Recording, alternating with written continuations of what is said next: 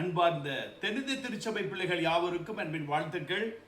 ஒரு சந்தோஷமான மகிழ்ச்சியான ஒரு செய்தி. நேற்றைய தினம் திருநெல்வேலி திருமண்டலத்துக்கு அலுவலகத்துக்கு சென்றேன். அங்கு புதிதாய் நியமிக்கப்பட்ட நல்ல ஒரு அன்பு சகோதரர், அருமையான திறமை மிக்கவர், நல்ல அறிவில் சிறந்தவர், ஒரு பைசா நயா பைசா ஊழலை விரும்பாதவர், நல்ல குடும்பத்தில் உள்ள ஒரு அருமையான தேவ மனிதரை கர்த்தர் நமக்கு பினான்சியல் அட்மினிஸ்ட்ரேட்டராக ராஜசேகரன் என்கின்ற அன்பான ஒரு சகோதரரை நமக்கு கொடுத்திருக்கிறார். அதற்கு நாம் எல்லாரும் கர்த்தருக்கு நான் நன்றி செலுத்துவோம். நான் மிகுந்த மகிழ்ச்சியோடு நேற்று முழுவதும் எனக்கு மிகுந்த மகிழ்ச்சி, சந்தோஷம். அவரோடு கூட பேசி பழகி அவருக்கு நான் ஜெபித்து ஆசீர்வதித்து விட்டு வந்திருக்கிறேன். ஆண்டுடைய பிரசனத்தை அந்த திருமணத்துக்குள் கொண்டு வந்து அந்த மகிமை தங்கிய பிரசனத்துக்குள் மூடி மறைத்து வைத்து விட்டு வந்திருக்கிறேன். என்ன தெரியுமா, அவர்கள் சொன்ன வார்த்தையெல்லாம் எப்படியாயிலும் திருமணம் வளர்ச்சி பெற வேண்டும், திருமணத்தில் நல்ல காரியத்தை செய்ய வேண்டும், ஊழலாத காரியங்கள் எல்லாவற்றையும் சரியாக செய்ய வேண்டும் என்று அவருடைய ஏக்கத்தை சொன்னார்கள். என்னுடைய ஏக்கமும் அவருடைய ஏக்கமும் ஒன்றாய் இருந்தது, இருமனமாய் இல்லாமல் ஒரு மனமாய் இருந்தது. ஆகவே ஆண்டவருக்கு நான் நன்றி செலுத்துகிறேன். அப்போ நான் ஜெயராஜ் அன்னபாக்கிய மருத்துவமனை பற்றி சொல்கிறேன்.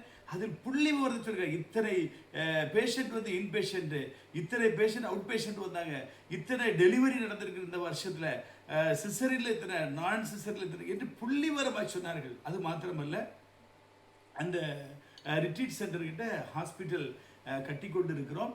அந்த ஹாஸ்பிட்டலில் அடுத்த மாதம் எல்லா லைசன்ஸ் எல்லாம் ரெடியாகி விட்டது என்று சொன்னார். அதற்கு ஆண்டவருக்கு நான் நன்றி செலுத்துகிறேன்.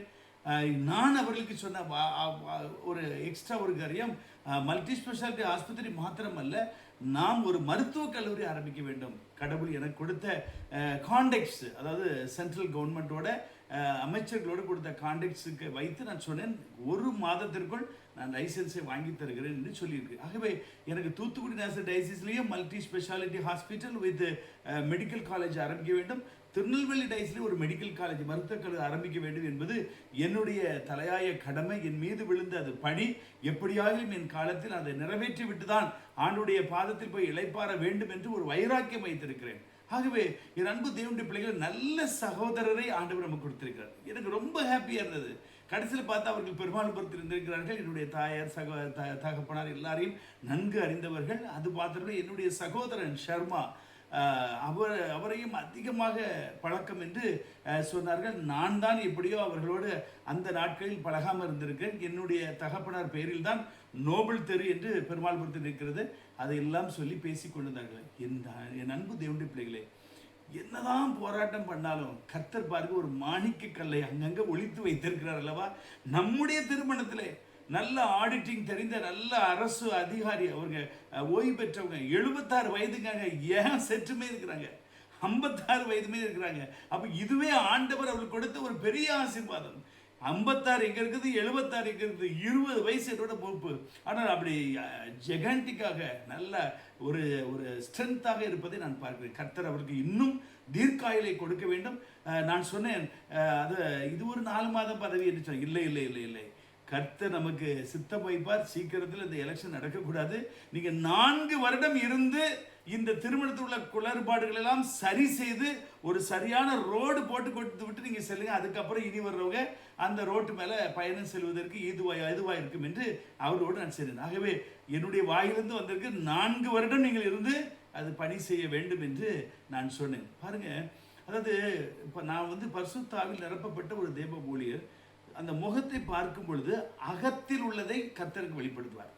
முகத்தை தான் நான் பார்க்கிறேன், ஆனால் அன்பு சகோதரர் ராஜேஷனுடைய அகத்தில் உள்ளதை கர்த்தர் எனக்கு வெளிப்படுத்தினார். ஆகவே அவரோடு கூட என் மனம் ஒருமனப்பட்டிருக்கிறது.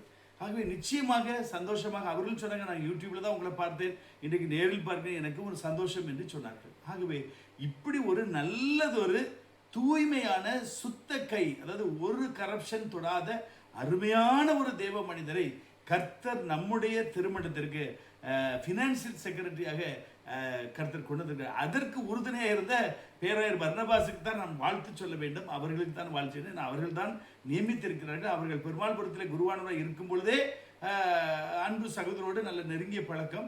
ஆகவே அங்கு பெருமாள்புரம் சர்ச்சில் உள்ள அக்கௌண்ட்ஸ் எல்லாவற்றையும் ஆடிட்டிங் எல்லாம் இவர்கள் தான் பார்க்கிறார்களாம். ஆக இப்படி ஒரு அருமையான ஒரு தேவ மனிதரை கர்த்தர் நம்முடைய திருமணத்தில் பொக்கிஷமா இது. இப்படி நிறைய பேர் இருக்கிறாங்க. இவங்களெல்லாம் நம்ம தோண்டி எடுத்து கொண்டு வந்து நம்முடைய திருமணத்தை இயக்க செய்ய வேண்டும். அப்பொழுது நான் இதில் நடந்த குளறுபாடுகள் எல்லாவற்றையும் அவரோடு தெளிவாக பேசினேன். எல்லாம் ஸ்டெப் பை ஸ்டெப் சரி செய்வோம் என்று எனக்கு வாக்குறுதி கொடுத்திருக்கிறார்கள். என் அன்பு தேவனுடைய பிள்ளைகளே, நம்முடைய ஜெபம் வீணாய் போவதில்லை. கர்த்தர் வெற்றி சிறந்தார். கர்த்தர் நமக்காக யுத்தம் பண்ணினார். ஏதோ ஒரு பெரிய நன்மை வந்திருக்கிறது. இப்படி அப்படி இப்படி அப்படி பிறண்டாலும் கர்த்தர் ஒரு நல்லதொரு நீதிமானை, நல்லதொரு தேவ மனிதரை, கர்த்தர் நம்முடைய நிர்வாகத்தை இத்தனை லட்சம் கோடிகள் டிரான்சாக்ஷன் உள்ள இந்த திருமணத்தை நிர்வகிப்பதற்கு நல்ல வயது மூத்த 76 வயது மதிக்கக்கூடிய அருமையான நல்ல எக்ஸ்பீரியன்ஸ்டு ஆடிட்டரை கர்த்தர் கொடுத்திருக்கிறார். ஆகவே நாம் ஆண்டு நினைச்சோம். அதே போல ஜோனத்தான் என்கிற ஒரு ஓய்வு பெற்ற நீதிபதி, அவர்களையும் பணியில் அமர்த்திருக்கிறார். அவரும் ரொம்ப நல்லவர். ஏற்கனவே வேதநாயகம் மன்ன எல்லை சிகிச்சை இருக்கும் பொழுதெல்லாம் அவர் அதில் அட்மினிஸ்ட்ரேட்டிவ் கமிட்டியில் இருக்கும்போது அவரும் இருந்தார். என்னோடு கூட மேடையில் அந்த முதலாம் ஆண்டு டிடிடியுடைய ஆண்டு விழாவோடு என்னோடு கூட மேடையில் இருந்தார். அவரும் விசாரிக்கும் போது ரொம்ப நல்ல மனிதர் என்று சொல்கிறார்கள். ஆகவே அதாவது கால தாமதம் ஆனாலும் கர்த்தர் அருமையாக நேர்த்தியாக நடத்துகிறார். இப்பொழுது வழக்குக்கு சென்றிருக்கிறார்கள். அந்த தூத்துக்குடிக்கும் திருநெல்வேலிக்கும் தான் என்ன பண்ணிருக்காங்க, அப்பீல் செய்திருக்கிறார்கள்.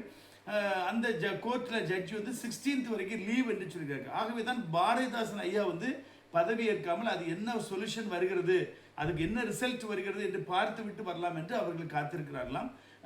நிச்சயமாக எதுவாக இருந்தாலும் தேவ சித்தம் இல்லாமல் தலையில் உள்ள ஒரு முடியாகிலும் கீழே விழாது என்று தெளிவாய் சொல்லப்பட்டிருக்கிறது. ஆகவே எல்லாவற்றையும் கர்த்தர் அதினதின் காலத்தில் நேர்த்தியாய் செய்வார். ஆகவே எனக்கு ரொம்ப ரொம்ப ரொம்ப ரொம்ப சந்தோஷம். நம்முடைய டிடிடிய திருமணத்திற்கு அருமையான பினான்சியல் அட்மினிஸ்ட்ரேட்டரை கொடுத்திருக்கிறார். அதற்கு நாம் யாவரும் ஆண்டவருக்கு நன்றி செலுத்துவோம். இன்னும் பெரிய காரியங்களை கர்த்தர் நம்முடைய திருமணத்தை செய்வதற்காக நாம் கருத்தாய் ஜெபம் செய்வோம். ஆன்மீக அணியோடு நாம் யாவரும் இணைந்து செயல்படுவோம். திருச்சபை முன்னேற்ற பாதைகளை கொண்டு வருவோம். ஆத்தும ஆதாயம் பண்ணுவோம். குருவானவர்கள் மாத்திரம் ஆத்தும ஆதாயம் பண்ண வேண்டும் என்று எந்த சட்ட புத்தகத்திலும் வேத புத்தகத்திலும் எழுதப்படவில்லை. திருச்சபை மக்கள் அனைவரும் நாம் ஆத்தும ஆதாய அறுவடையிலே நாம் களம் இறங்குவோம். பெரிய காரியங்களை செய்வோம். கர்த்தர் நாமம் மகிமைப்படுவதாக. மீண்டும் நல்ல செய்தியுடன் சந்திக்கும் வரை தேவ கிருபை உங்களோடு இருப்பதாக. God bless you.